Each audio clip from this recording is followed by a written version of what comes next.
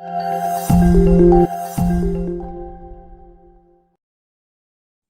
بالله من الشيطان الرجيم. بسم الله الرحمن الرحيم.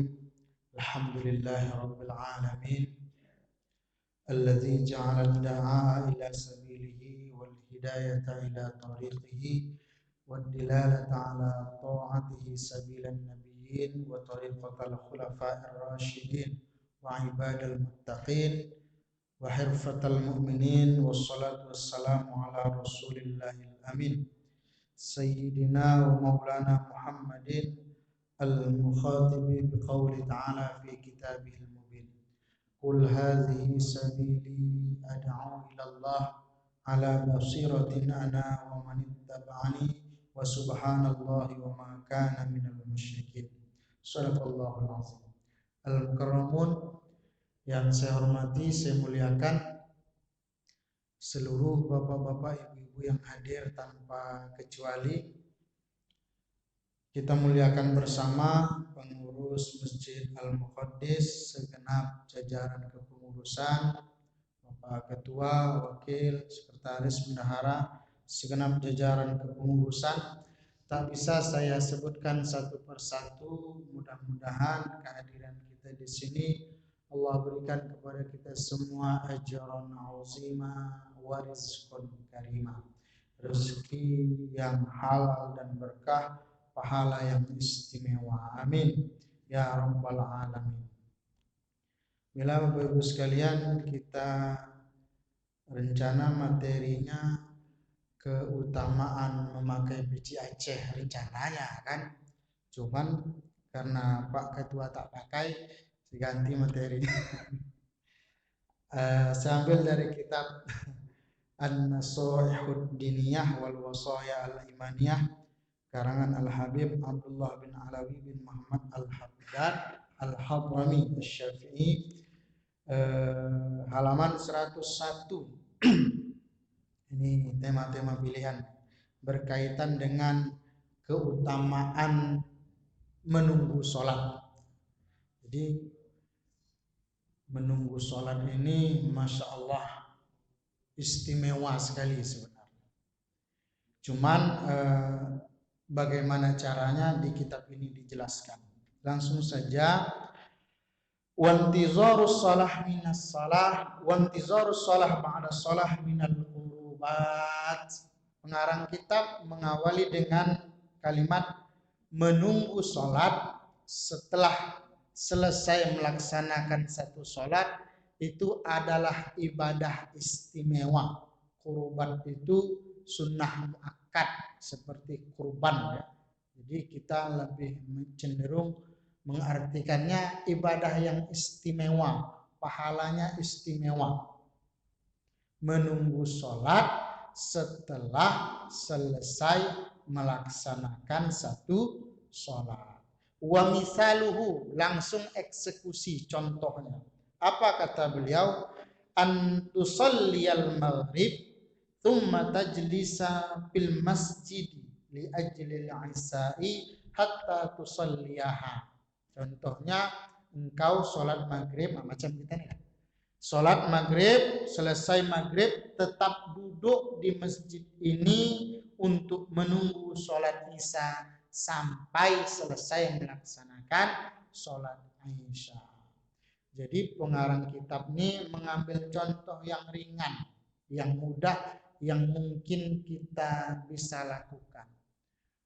Sholat maghrib, dari maghrib menunggu isya itu kan tak terlalu jauh Pak, dekat ya. Mudah untuk kita praktekkan. Tapi kalau dari isya ke subuh kan cukup lama. Duduk sholat isya, lalu selesai isya terus tetap di masjid sampai subuh. Tapi kalau mampu keren, pahalanya luar biasa. Atau habis subuh tetap di masjid sampai masuk waktu zuhur. Keren, mantap. Cuman tak karajuak lah kan. Makanya yang paling mungkin untuk kita lakukan adalah maghrib sampai isya. Ini juga alasan kenapa kajian itu dibuat maghrib isya. Maka Pekanbaru ini banyak masjid yang dibilang banyak betul tidak ya. Beberapa masjid yang memang membuat kajian setiap malam maghrib isya. Sini belum tiap malam Pak ya. Kalau tiap malam hadir saya tuh. Cuman karena sepekan 2 kali. Nah, jadi di Hang Tuah, Pasar Sahil, nah itu rutin. Turun ke bawah, Simpang Bambu Kuning, masjid sebelah kanan, Nurul Yakin, itu rutin juga. Subuhnya setiap subuh, begitu juga dengan maghrib dan zuhur. Maka itu bagus. Wal muntaziru lis salati yu'addu 'indallahi musalliyan.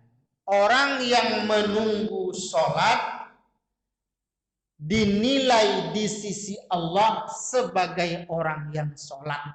Ini tuh. Cuman menunggu Pak. Masuk kita ke masjid ini sebelum waktu maghrib, maka selama kita menunggu masuk maghrib itu yu'addu 'indallahi musalliyan, dicatat sebagai orang yang sholat. Itu nggak sholat, nunggu saja, apalagi ikut melaksanakan sholat. Tapi menunggu di sini di masjid ya, bukan di rumah. Ini kok banyaknya nunggu juga kan, tapi di rumah. Nunggunya di masjid. Kalau dekat sini di masjid kita nih Pak. Wa yuktabu lahu sawabal musallin, dan ditulis baginya pahala orang yang sholat. Dia tidak sholat tapi pahalanya pahala sholat. Sawa'un kana intizaru sholatin ba'da sholat. Jadi cara menunggu itu 2 Bapak Ibu sekalian. Yang pertama seperti di awal, selesai satu sholat ditunggu sholat berikutnya. Cara yang kedua, au sabaqa ilal masjidi qabla an tuqamas shalah faqa'ada yantaziruha. Cara yang pertama kita sudah paham. Cara yang kedua adalah dengan cepat datang ke masjid sebelum sholat itu dilaksanakan, duduk di masjid itu tunggu masuk waktu sholat. Nah, jadi dalam kitab Marokil Ubudiyah karangan Syekh Nawawi Al-Jawi Al-Bantani ada satu bab namanya al-isti'dad lis-shalawatil mafruḍah, menyiapkan diri sebelum masuk waktu sholat. Sebenarnya aturan kalaupun kita mau ikutkan betul, dianjurkan betul ke masjid itu sebelum azan. Kita datang kemari ini memang belum azan. Di kitab itu diterangkannya secara detail. Caranya bagaimana? Kira-kira setengah jam sebelum masuk waktu maghrib kita sudah menyiapkan diri dengan mandi misalkan, bersih diri, minimal bersihkan, gosok gigi, berwudu, pakai baju yang bersih, yang bagus, wangi, baru kita ambil sandal. Ini saya istilahnya apa? Tutorial ke masjid. Sendal udah bersih nih, letak sendal di teras. Lalu kita baca doa keluar rumah. Apa doa keluar rumah? Bismillahi tawakkaltu 'alallahi la haula wala quwwata illa billah. Mau keluar. Lalu kalau mau keluar rumah, kaki kiri, kaki kanan? Kiri kanan? Atau dua-duanya? Lompat ya kan gitu kan. Mantan pampir ya. Kalau mau keluar rumah tuh kaki kiri. Kaki kiri ini pijakkan sandal kiri. Jangan dimasukkan. Kaki kiri, pijakkan sandal kiri dulu. baru keluarkan kaki kanan. Masukkan ke sandal yang kanan. Baru masukkan kaki kiri ke sandal yang kanan. Dan berjalanlah menuju masjid. Di kitab Marokil Ubudiyah ada doa perjalanan ketika menuju masjid. Saya hafal dulu di pesantren, di pondok. Allahumma inni as'aluka bihaqqis sa'ilina alaika wa bihaqqir raghibina ilaika wa bihaqqi mamsyaya hadza ilaika fa inni lam akhruj atharu wala bataru wala ri'a'u wala sumah bal kharajtu itqa asakhatik wa btigha'a mardatik as'aluka antum kidhani minan nar wa antaghfirali fa innahu la yaghfiru dzunuba illa anta. Pendek bukan? Pendek kan? Santai aja, biasa aja bacaan. Tambah depan kamera ini tambah fokus, saya biasa aja. Saya pase-pase kan. Kenapa dia gampang? Karena kita praktek. Setiap ke masjid, naluri saya itu mengarahkan saya untuk berdoa. Langkah ke musola, langkah ke masjid, langsung aja. Allahumma bihaqqis sa'ilin, Allahumma inni as'aluka bihaqqis sa'ilin alaika. Begitu. Yang belum hafal, pelajari dan buka kitabnya Marokil Ubudiyah, bab menyiapkan diri sebelum masuk waktu. Catat dia, tulis, baru tempelkan di tempat biasa kita duduk. Jangan tempelkan di kening suami, marah dia bu. Jangan tempelkan di pintu kamar mandi, nanti pas buka masuk dia kan. Tempelkan di mana kita sering duduk. Pendek tuh kalau sudah hafal. Sambil berjalan, udah selesai kita baca sekali, belum juga selesai doa nih. Maka baca sekali lagi sampai akhirnya ke masjid. Sampai ke masjid itu ada teras, tangga teras. Maka sandal apa dulu yang kita buka? Sandal? Kamu leset. Sandal kiri. Buka lu sandal kiri. Buka sandal kiri. Letakkan kaki ini, pijak sandal kiri itu lagi. Buka kaki yang kiri dari sandal yang kiri, pijak sandalnya. Baru buka kaki yang kanan dari sandal yang kanan. Nih, baru kaki ini masuk ke masjid yang kanan. Kalau lepas yang kanan dulu, berarti nanti ke masjid, masuk masjidnya kaki yang kiri. Lepas yang kiri, pijakkan ke sandal yang kiri, baru lepaskan yang kanan, kaki ini masukkan ke teras masjid. Di teras ini sudah boleh kita membaca doa masuk masjid. Kenapa? Karena teras itu adalah masjid. Al-harim lahu hukmu ma huwa harimlah. Tepi dari sesuatu bahagian daripadanya. Tepi dari masjid bahagian dari masjid. Kita kalau penuh sholat Jumat keluar tidak? Keluar. Kenapa bisa di luar? Karena di luar masjid. Di situ pas masukkan kaki ke masjid itu sudah dapat anjuran baca doa masuk masjid. Apa doanya? Bismika Allahumma ahya. Sampai hati ibu tuh Pak, wa amut kata dia. Pedih kali. Kadang memang ada yang salah doa tuh.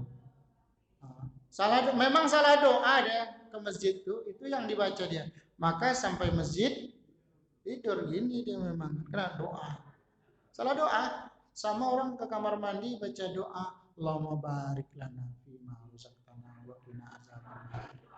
Makan sate di kamar mandi itu sampai hati dia makan sate di kamar mandi. Apa doa masuk masjid? Allahumma ftahli abwaaba rahmatik. Masuk ke masjid ini belum azan lagi. Cerita kita ini belum azan. masih ngaji kalaupun ngaji, masih terahim kalaupun terahim. Masuk ke masjid jangan duduk, sholat sunnah dulu 2 rakaat tahiyatul masjid. Selesai tahiyatul masjid, niat iktikaf. Bahasa Indonesia saja, ya Allah aku niat iktikaf selama aku di dalam masjid karena Allah Ta'ala. Jangan tentukan waktunya, tapi bilang saja selama aku di dalam masjid karena Allah Ta'ala. Habis itu kira-kira semenit 2 menit berkumandanglah azan. Kalau maghrib berkumandanglah azan maghrib. Begitulah Pak Bu sebenarnya tutorial ke masjid semua sholat fardu. Cuman hanya beberapa orang yang mempraktikkan seperti ini ya.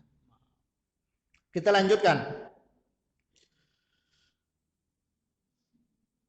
Cara yang kedua tadi, sabaqa ilal masjid qabla an tuqamas shalah. Cepat dia datang ke masjid sebelum sholat dilaksanakan, sebelum azan berkumandang. Kemudian selesai dia lakukan tahiyatul masjid, menunggulah dia di masjid. Selama menunggu itu pahalanya pahala sholat. Kejadian hari Selasa sebelum puasa Pak, di Jalan Segar, Hang Tua Ujung, Jalan Segar, SMA berapa tuh? 15 apa berapa? Masuk ke sebelah kanan. Jalan Segar tuh baru masuk Segar 2. Di Segar 2 itu penurunan ada Masjid Al-Anwar namanya. Penurunan sebelah kanan masjidnya. Masjidnya itu menghadap kiblat tuh Pak. Emang iya kan? Nah, jadi ada bapak-bapak, dia ini terbiasa memang semua sholat itu cepat. Terbiasa. Kejadian maghrib itu cepat dia datang. Cepat datang agak-agak 15 menit sebelum maghrib. Masuk sholat tahiyatul masjid dia. Habis tahiyatul masjid, kebetulan imam sudah sampai. Apa kata dia ke imam? Pak Imam, saya baring sebentar ya. Kepala saya ini pusing kali, kata Bapak Parubayan. Baringlah Pak. Tak apa-apa, baring dia. Tak lama azan, selesai azan nunggu qobliyah maghrib, selesai qobliyah maghrib, dipikir orang dia tidur. Nah itu karena mau qomat dibangunkan bapaknya. Pak, ternyata bapak itu sudah meninggal. Hari Selasa sebelum puasa yang kemarin. Kenapa saya tahu? Karena kakak saya tinggal di situ. Saya sering ke situ, kalau saya lagi di situ, sholatnya di Masjid Al-Anwar. Jadi saya kenal dengan bapak. Kira-kira bapak itu meninggal sedang sholat atau tidak?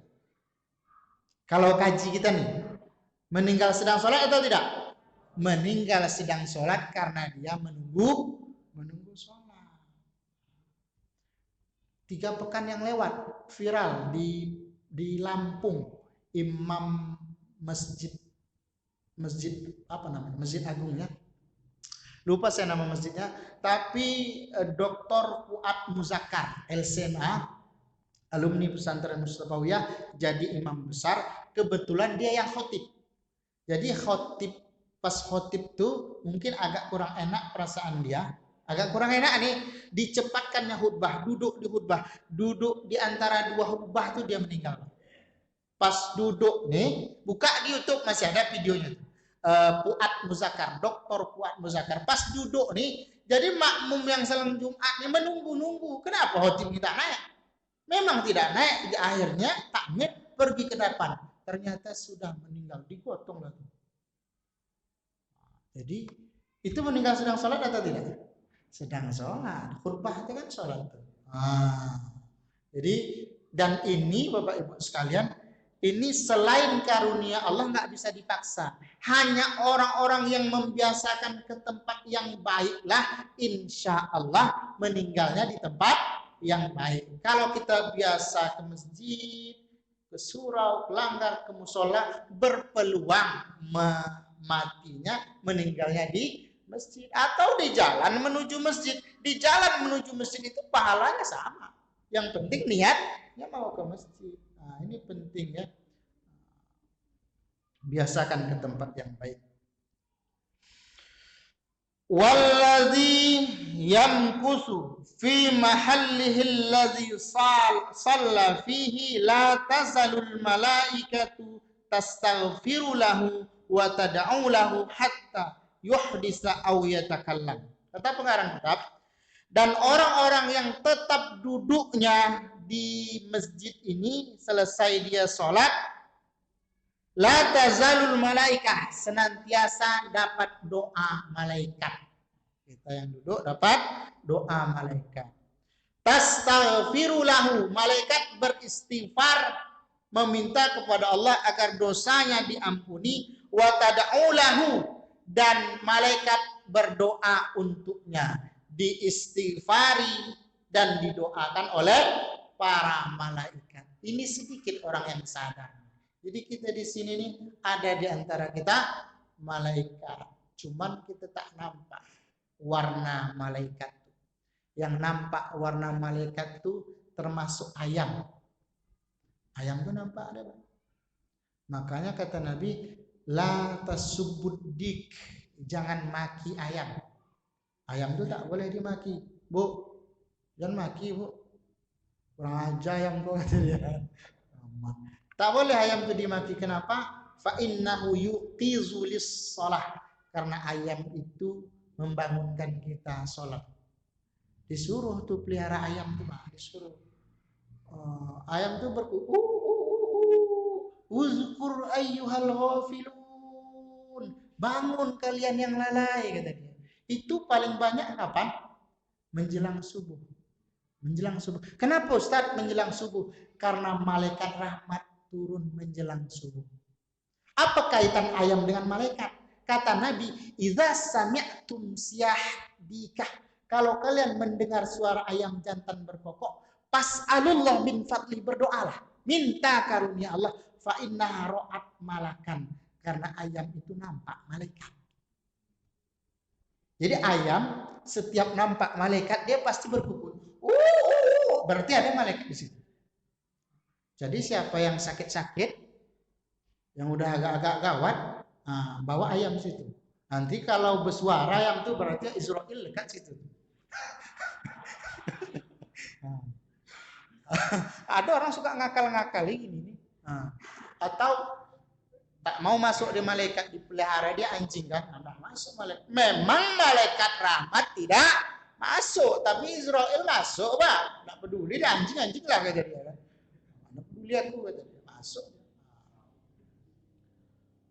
Di sepertiga terakhir malam itulah turun malaikat. Makanya ayam banyak berkukuk di situ. Nabi pesan, kalau kalian dengar ayam berkokok, minta karunia Allah. Salah satu dari sekian banyak tempat mustajab itu adalah ketika mendengar ayam jantan berkukuk. Berdoalah. Ibu-ibu sedang asik di rumah nih nonton Ikatan Cinta itu kan tiba-tiba mendengar ayam kan, langsung berdoa, ya Allah, lunaskan tupperware-ku ya Allah. Cuman kalau ada doa yang lebih cantik daripada itu yang lain kan. Ya Allah, beri kami pemimpin yang adil ya Allah. Keren. Biar manfaatnya untuk seluruh negara, bukan untuk satu orang kita, keluarga kita saja. Bapak Ibu yang saya hormati, saya muliakan, bahkan di dalam kitab tafsir Sawi itu termasuk Luqmanul Hakim itu yang mengubah kata hikmah yang berkaitan dengan ayam tadi. Apa kata Luqman? Ya bunayya, wahai anakku, la takunil a'jaz min hadzal dik. Jangan kalian lebih lemah dari seekor ayam jantan. Ada apa dengan ayam jantan itu? Allazi yasutu fil ashar. Waktu sahur dia sudah bangun.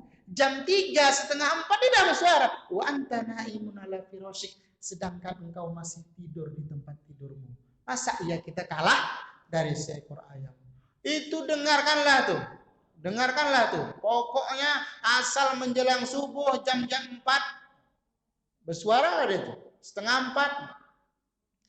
Kalau ada yang melihara bebek betelur tuh, Bang, itu lagi tuh ngomong. Jam 4. Bebek tuh jam 4 gitu. Tak lama ayam tuh bangun gitu. Kurang tinggi rasa dia, tak ada yang nampak yang bangun. Naik dia ke pagar, ke pohon mangga. Bangun gitu. Ke Kebetulan ada sapi di situ. Moh, kata sapi kan. Tak mau, kata sapi. Mana ada sapi ke masjid? Ada sapi ke masjid, Pak? Ada, Bu, sapi ke masjid? Tidak ada sapi ke masjid. Andai ada Idul Adha cuman. Yang ke masjidnya Idul Adha itu cuma sapi. Ya. Kalau kita tidak perlu, kita tersinggung Jumat, kita ke masjid. Maghrib, Isya, Zuhur, Asar ke masjid. Kalau sapi itu cuma Idul Adha ya ke masjid. Itu pun cuma di teras. Tidak sampai ke dalam. Ngapa ada di teras? Ngulit sapi. Kita sambung ya. Jadi ini pentingnya cari tempat atau waktu di sana kita didoakan malaikat atau doa kita diaminkan malaikat. Cari, Pak. Cari tempat, cari waktu yang doa kita diaminkan malaikat atau kita itu didoakan malaikat. Contohnya apa? Tadi kan ayam. Yang kedua subuh, sedekah subuh tuh. Orang yang bersedekah subuh itu kan didoakan langsung oleh malaikat. Ma min yaumin yusbihul ibad illa yanzilani malakani. Tidak dilewati setiap subuh oleh seorang hamba kecuali dari antara malaikat yang banyak itu turun 2 malaikat mewakili orang-orang yang berinfak, orang-orang yang bersedekah di subuh hari. Kalau ada orang ke masjid atau di rumahnya dia berinfak di subuh itu, maka malaikat pertama mengatakan, Allahumma ti munfiqan khalafa. Ya Allah, ganti uang. Kalau dia uang, ganti langsung pahala orang-orang yang berinfak. Langsung dapat doa malaikat. Kalau tak berinfak di subuh, apa kata malaikat yang satu lagi? Allahumma ti mumsikan talapa. Susahkan, bangkrutkan dia ya Allah karena tak berinfak di subuh. Itu kan doa malaikat itu dicari. Maka minimal kalau kita sholatnya subuh ke masjid, biasakan berinfak itu di waktu subuh. Yang ketiga, dapat doa malaikat itu dengan mendoakan orang lain. Ini penting Bapak Ibu sekalian. Setiap kita mendoakan orang lain, yang didoa itu tidak tahu kalau kita mendoakan dia. Bizahril ghaib kata Nabi. Dia tidak tahu. Jadi kita kalau habis mendoakan orang lain, tak perlu kita kasih tahu dia. Aku tadi kudoakan kau, semoga cepat kaya. Kalau kaya kau sangat sombong nanti aku yang tak perlu. Jangan kasih tahu dia. Hilang makbulnya. Dan keuntungan mendoakan orang lain itu doa kita dikabulkan Allah. Maka kalau Bapak Ibu, ini dilakukan sahabat nih, termasuk yang melakukannya Abu Darda. Kalau kita punya hajat, maka doakan hajat kita ini untuk orang lain yang pas menurut kita. Misalkan apa? Umroh contohnya. Mudah-mudahan bentar lagi umroh buka ya insyaallah. Misalkan kita ingin umroh. Kita berjalan keliling Pekanbaru nih, kita tengok ada orang soleh, orang yang layak atau kita kenal, ingin sekali umroh, cuman dia belum ada uang dan segala macam. Kita teringat kita dia atau jumpa kita dari kejauhan, doakan dia. Ya Allah, mudahkan rezeki Bapak itu untuk melaksanakan umroh. Kita ini belum umroh sebenarnya, tapi kita doakan doa itu untuk orang lain. Pas kita doakan tuh langsung turun satu malaikat mewakili doa kita. Apa kata malaikat? Amin. Allah perkenankan. Semoga diperkenankan oleh Allah. Walaka bimislihi, untukmu seumpama yang engkau doakan. Berarti kan doa kita untuk orang lain itu balik ke kita. Itu penting tuh Bapak Ibu sekalian. Sering-sering berdoa untuk orang lain karena doa itu balik. Jadi kalau kita pun ingin terkabul, caranya pinta itu kepada Allah tapi lewat mendoakan orang lain. Itu cara paling ampuh. Penting tuh. Nah, tahu Bapak-bapak di sini mau poligami? Nah, itu caranya itu, Pak. Nah, itu Pak Ketua. Nah, ini ilmunya nih. Nah, Bapak tuh layak menikah lagi poligami. Ya Allah, mudahkan urusan ta'adud Bapak itu. Datang malaikat langsung. Amin, kata malaikat Tuhan. Untukmu apa yang kau pinta. Tak lama tuh Pak, paling setahun jadi. Nah, itu ilmu jarang diamalkan ustaz-ustaz. Nah, Mulai keberatan ibu-ibu di belakang. Udahlah Ustaz, lanjut aja kata ibu. Cie aja cakap kata ibu. Lanjut ya. Kita dapat istighfar malaikat di masjid ini, dapat doa malaikat, syaratnya dua. Kalau kita di sini tidak yuhdis, tidak cerita. Jadi kalau dengar ceramah, dengarkan saja. Jangan bercerita. Ini kadang awak ceramah di sini bercerita ada di belakang. Saya pernah di Panam tuh kajian sore, awak cerita di sini, cerita ibu berdua di belakang. Asik pula ceritanya, Pak. Udah saya tegur berhenti dia paling 1 menit 2 menit nyambung dicerita lagi. Nah, itu tak dapat doa malaikat. Yang dapat doa malaikat itu dia tidak cerita-cerita. Yang kedua, yang pertama dia tidak cerita-cerita. Yuhdis ini maknanya dia tidak berhadas, dia takalam bercerita-cerita. Di selama dia di masjid itu tidak ya takalam, tidak cerita-cerita. Yang kedua yuhdis, yuhdis itu berhadas. Jadi kita kalau lagi dengar ceramah di sini, tiba-tiba mau buang angin, buang di luar, langsung berwudu.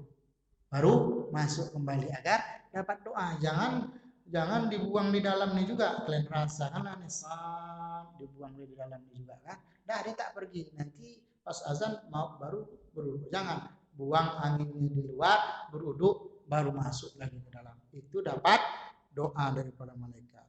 Lalu kata pengarang kitab, kullu zalika qad waradat bil akhbar anin Nabi sallallahu alaihi wasallam. Semua yang saya ceritakan di atas ini tadi, kata beliau, semuanya ada hadisnya dari Nabi Muhammad sallallahu alaihi wasallam. Jadi yang dicerita pengarang kitab ini bukan kalian-kalian, bukan ica-ica nih. Betul. Qala sallallahu alaihi wasallam, bersabda Nabi Muhammad sallallahu alaihi wasallam, ala adullukum ala ma yamhullahu bihil khataya wa yarfa'u bihid darajat. Kata Nabi, kalian mau enggak aku beritahu kepada kalian beberapa hal yang bisa menghapus kesalahan kalian dan derajat kalian diangkat oleh Allah Subhanahu wa taala. Lalu Nabi sebutkan 3 di sini dalam hadis ini. Hadis ini nomor satu itu hadis Abi Hurairah akhrajahu Muslim fi sahihihi. Ada dalam kitab Sahih Muslim. Yang 3 itu isbaghul wudu alal makarih. Tetap berwudu maksimal dalam kondisi-kondisi tidak nyaman. Nah, jadi kalau mendapat pahala yang istimewa, kesalahan dihapus, derajat dinaikkan oleh Allah, berwudulah maksimal walau dalam kondisi tidak nyaman. Misalkan antara tempat wudu dengan rumah kita jauh. Ini di sini tidak berlaku nih ya. Nah, di satu daerah, kemudian jalan ke sana tuh tidak bagus, lagi hujan, becek, tidak ada lampu, udah mau masuk subuh tetap pergi. Ini kan tidak nyaman kondisi seperti ini. Ini dapat pahala.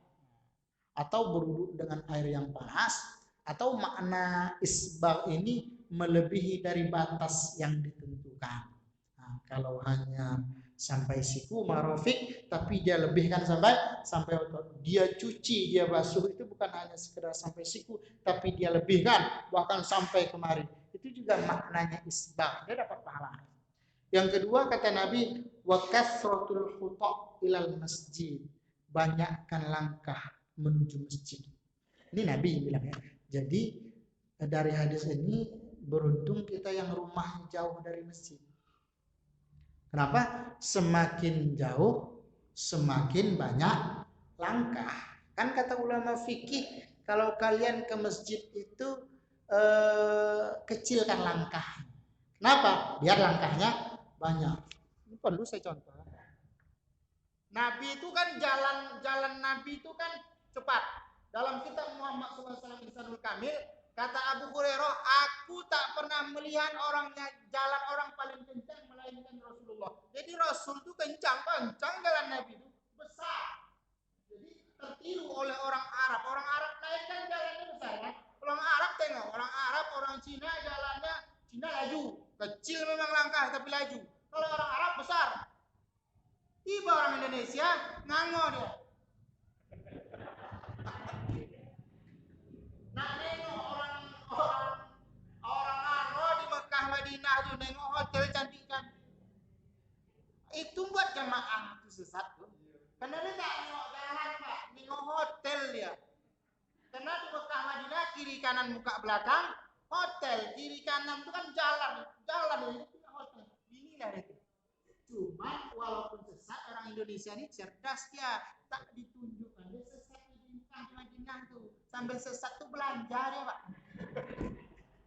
Cerdas belanja ya. Jadi letih itu petugas Mutawif ini mencari pagi sampai sore baru dapat, pulang juga bawa tentengnya. Aku belanja tadi. Apa tak sakit hati? Nabi itu kencang. Tapi kalau ke masjid kecil kan langkah seharusnya jauh, kecil aja, kecil biar bisa 2 kali lipat. Nah, jangan kecil kali Pak. Nah, gini di jalan.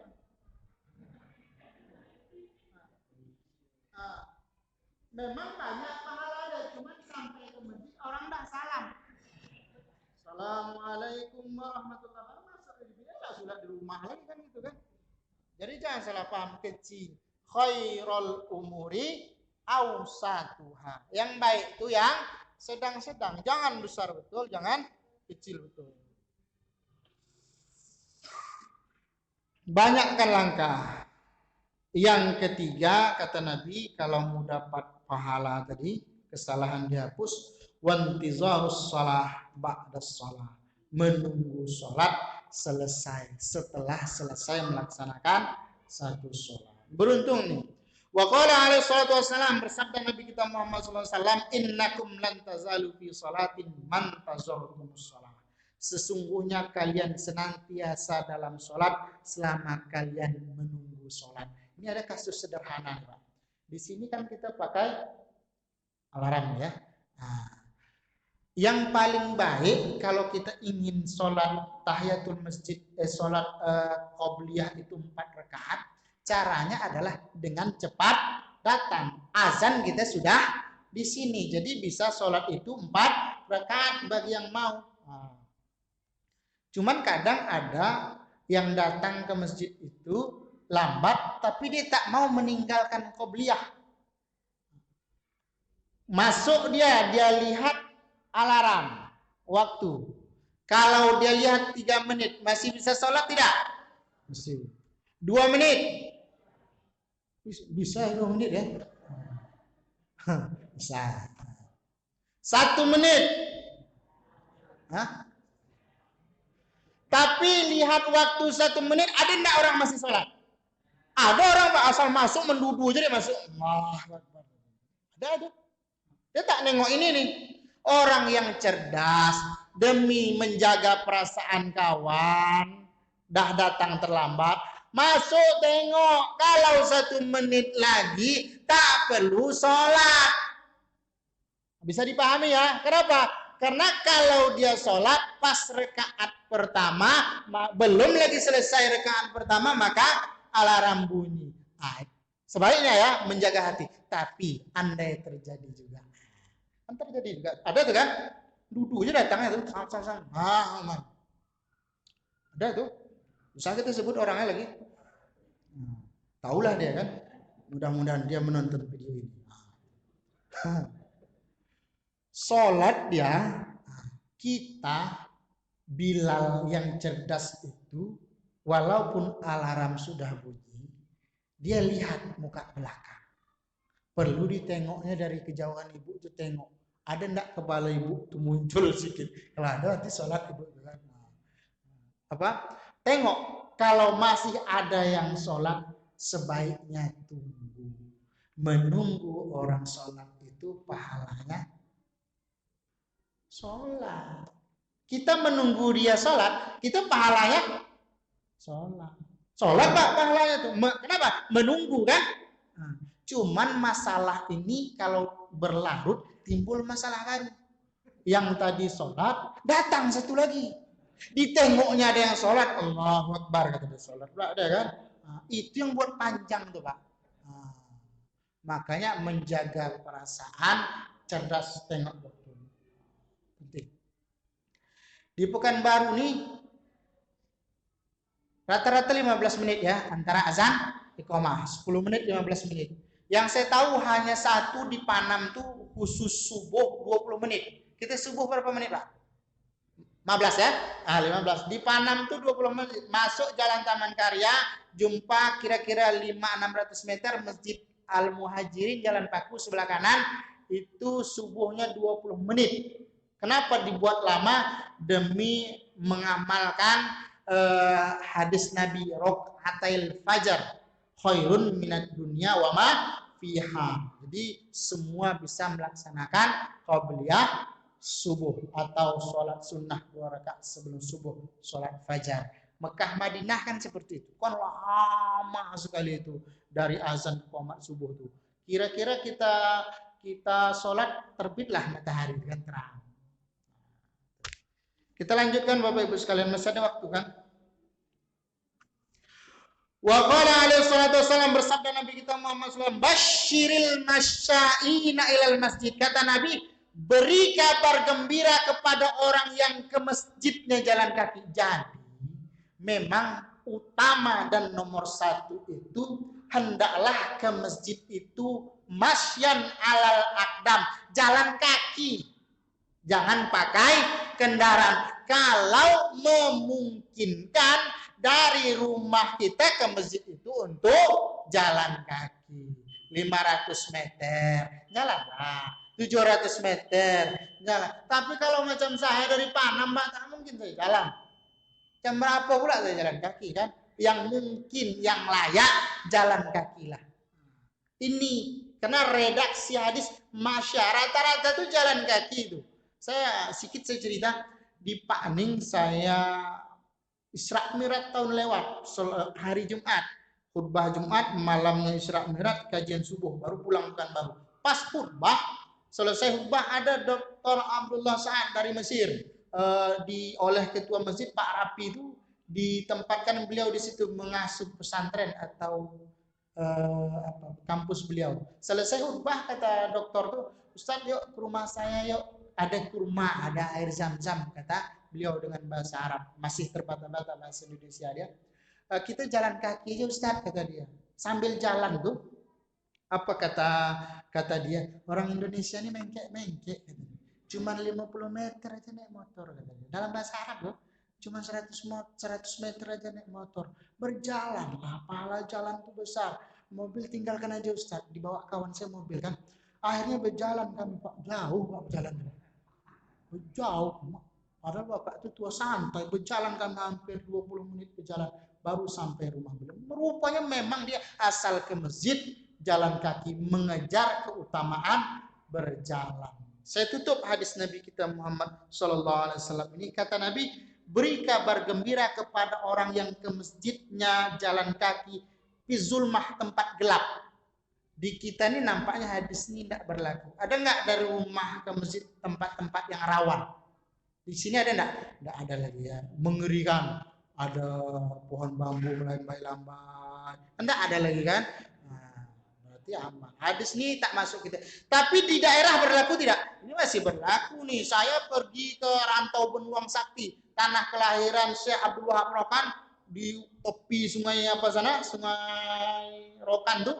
Memang ngeri, jam 12 mati lampu, subuh tak hidup lagi, jalan buruk. Nah itu kalau nak ke masjid memang gelap, nah, itu pahalanya luar biasa. Upayakan jalan kaki, pahalanya lebih istimewa. Insya Allah 2024 kita sambung setelah Pak Anies terpilih sebagai presiden ya. Subhanakallahumma wa bihamdika asyhadu an la ilaha illa anta astaghfiruka wa atubu ilaik. Assalamualaikum warahmatullahi wabarakatuh.